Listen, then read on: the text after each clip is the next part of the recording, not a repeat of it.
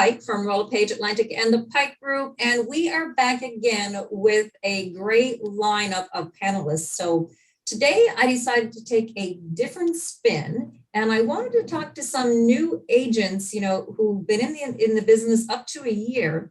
And what I wanted to talk to them were about the challenges that they faced in the market, because it's not just the buyers who would find, the market that we've been faced with the past 2 years difficult, but it would be the agents as well. So what I'm going to do first is get them to introduce themselves, and we'll go right into the questions. So Mr. Jack, you're up. Thanks for having me on, Sandra. It's great to be here. My name is Jack. I'm from born and raised Haligonian. My background is in hospitality and tourism. I've worked in 5 hotels, 4 in the city and 1 in Alberta, where I lived in Alberta for about a year, and I loved it out there. It was great being in Calgary. And then I got an opportunity to work at a REIT and as a leasing specialist, and I leased apartments. But after doing that for almost 2 years, I then wanted to. I decided to pull the trigger and sign up for the real estate course, and here we are. Good stuff. And Yena, how about yourself? Hello, thanks for having me here. My name is Yena. I joined the team about a year ago. I moved from South Korea to Nova Scotia in 2006, so I've been around. And because I just got my job as a realtor for like a year, it's been very challenging with this interesting market. Oh, absolutely. And, even for us old seasoned agents, it really has been a challenge. So what was the most difficult thing that you've experienced within this market, would you say? Listing a property has been difficult for me as a new agent, for sure. But also buying a property for putting an offer for my buyers has been very challenging, for sure. Yeah. I would put, for example, like 10 offers for one client, and it will still not go through. And that's definitely some challenge for us. Oh, absolutely. And Jack, we were talking earlier before we came on camera that while you didn't write 10, you probably, write 10, you did write about 5. So correct. What made, and you had 2 that were accepted, what made your offer stand out from the rest that it got accepted? Did you use anything in particular that could help a buyer if they were working with you? Yeah, definitely. I think,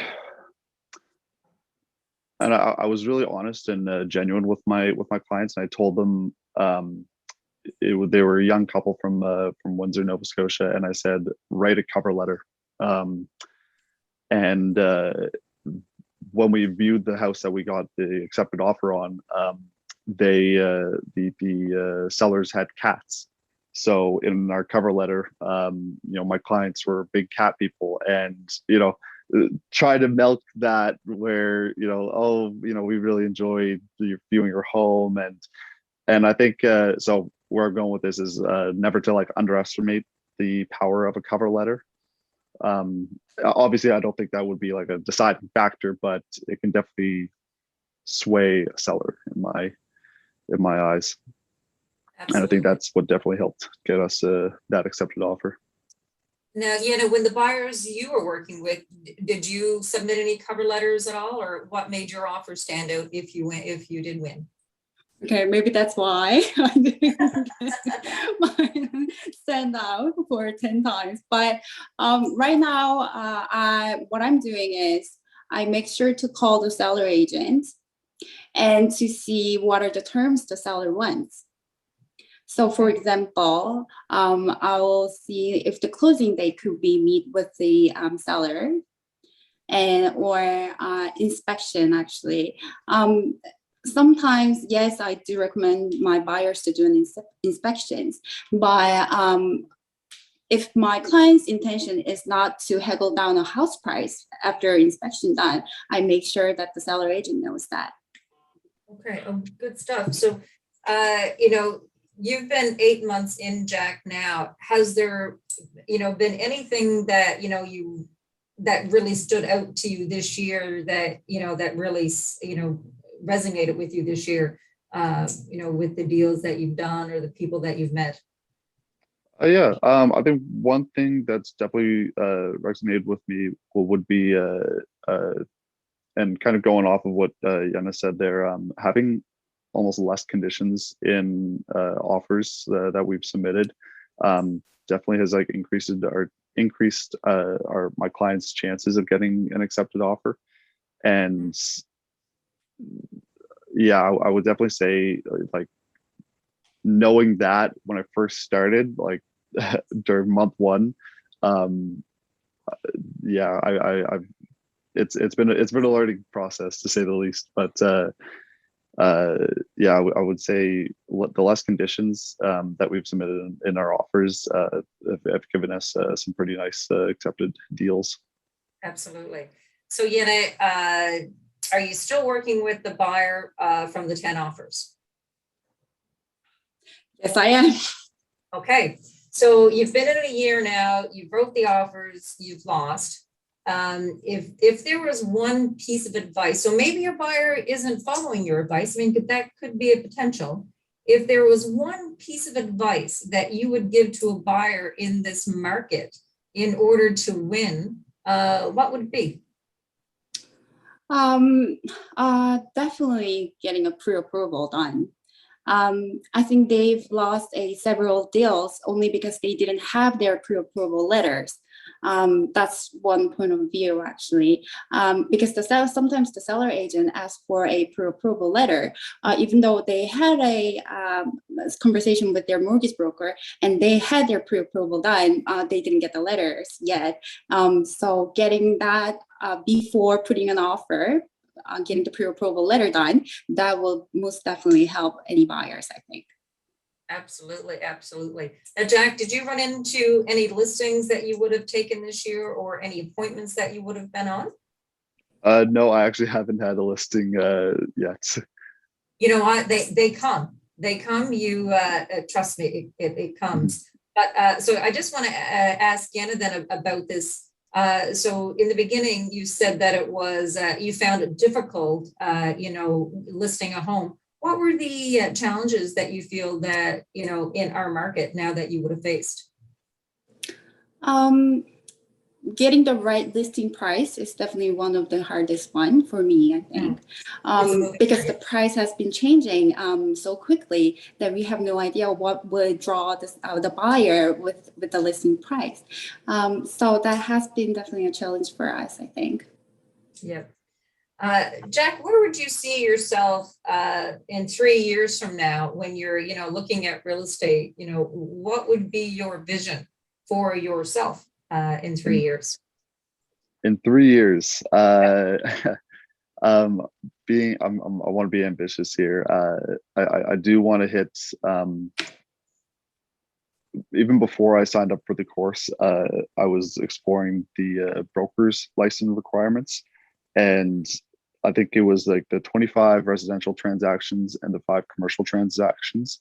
I don't think I'll have an issue at all with hitting that 25 residential transactions, but within the next 3 years, I'm hopeful that I can achieve those 5 commercial transactions from talking with different brokers and other senior agents. They've told me that commercial and residential are two totally different beasts. Church and state, absolutely. So Yena, we didn't hear, why you got into real estate. What was the draw for you to become a real estate agent?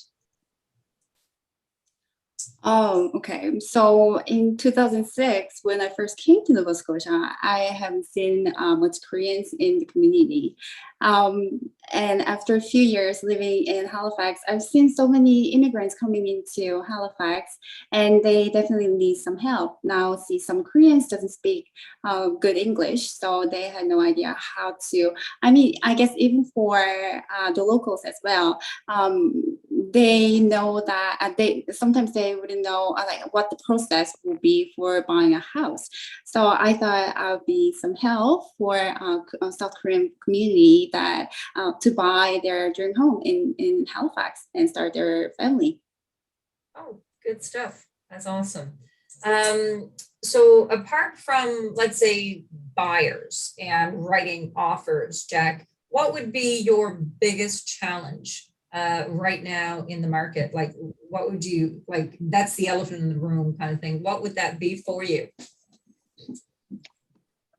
What would be the biggest challenge in the market right now? I think it's the it's the inventory. It's the months of inventory that we're sitting at right now. You know, I'm working with a couple of buyers, but I'm very hungry to find a seller client. And anytime I try to talk with homeowners, they tell me the same thing, where they say, well, where am I going to go? And I'm trying to have an optimistic view that the market will cool and will return to a balanced market. However, that's been a challenge for me, for sure, because I do want to see from the other end of the seeing it from the seller's point of view from a transaction, and I haven't experienced that yet. Okay. And how about yourself, Yena? What do you what's been your biggest challenge, apart from the people that you work with? What has it been for you? I definitely agree with Jack. There aren't many property that's on for sale. So it's very hard for me to find a home for the buyers. And aside from that, price of the market has been challenging for us, definitely. Yes.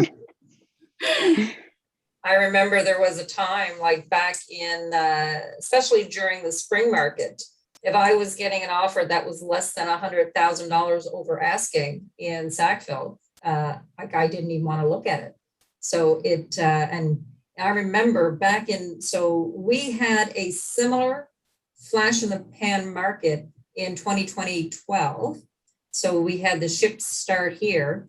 And, for that moment, I would say from November through till maybe May November 2011 to May 2012, we were seeing, and we thought it was crazy at that point, that listings were selling $30,000 over. And we thought that was a lot. And here now it's like, really? You're only going to give me $100 grand over? Like, shit. So that was, but I'll tell you the outcome of that market, and I'd like to hear your thoughts, both your opinions. So in 2012, if you purchased within that time frame and you got into competing offers or you paid at ask, so the average listing was selling at 97% of asking, right? And then then we had the multiple offers. But if you tried to sell your house, after that time period of time, between 3 and 5 years later, you either broke even or you lost money because the market didn't sustain the price that, of what your house was. So do you think, let's say in 2028, for example, or no, sorry, not 2028, but 2026, do you think that buyers who are, buying their house right now at market value, they're paying, upwards of 100% over asking or whatever. Do you feel that the buyers, when they go to sell, will lose money, or they will be just, break even? What do you think is going to happen, let's say in 2026?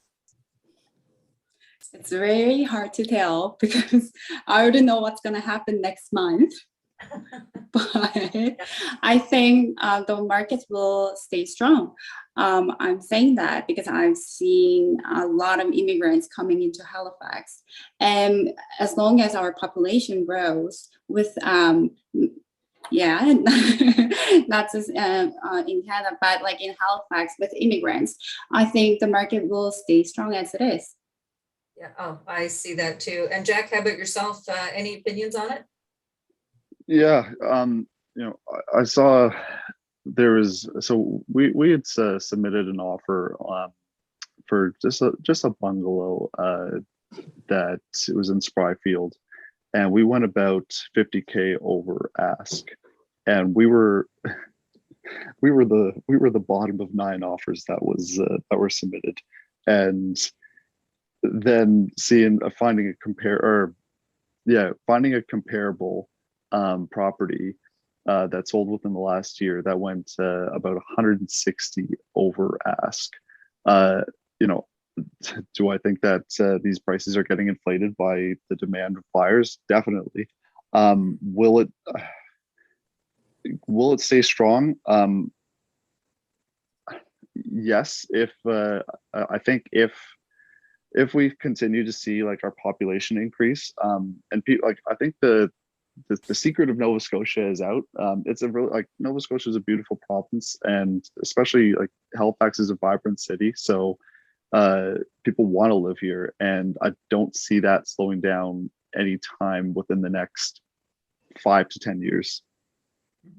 No, it certainly is. I mean, there's a lot of great reasons why people should come here. You know, our government, Dr. Strang have done an amazing, job with reducing the spread of COVID, especially our province is at 75.6% double vaccinated, which is phenomenal. And then even though our house prices now, I remember, when I started off 10 years ago, our average house price was $234,000 in 10 years ago, so 2010, and now we're at 434. So it's while that has increased the way it has, we are still compared to the rest of Canada, at a reasonable price for a single family home. So I do see that. So Yena, if a buyer or seller wanted to get in touch with you, can they find you on social media? Oh, absolutely, they can. And what's your handle? And they'll find me. And what's your handle on Instagram? Oh, yeah, I don't do Instagram, but I do Facebook. Okay. Yeah. And are you on? Oh my goodness! Now I'm drawing a blank. I know there's a couple of different apps. Are you on TikTok or anything, or is it Facebook? It's Facebook. Good stuff. And you have your business page, or how can they can find your business page on Facebook? Oh, yes. Or your personal. Oh, perfect. Yeah. Perfect. And Jack, and how can a buyer or seller get in touch with you? Yeah, I'm on most platforms. I have a Facebook page, Jack Luke Realtor. I'm very active on Twitter at Jack T4L. And Instagram, I'm Jack T Luke. I do actually, and I have a funny story, or long story short, I found my first clients through, I'm not sure if either of you are familiar with the social media Discord. Yes. Okay. Yeah, so I'm on Discord, and I actually have a server where I talk pretty much every single day on that server. I'm not as active on Facebook as I am on Discord, but yeah, you can find me on Discord, Instagram, Twitter, and Facebook.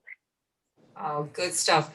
Well, thank you both. And, if I was to give you any advice as an old agent, nothing is unattainable in this career, only if you're making it a choice to be. So thank you so much for joining me today. Take care.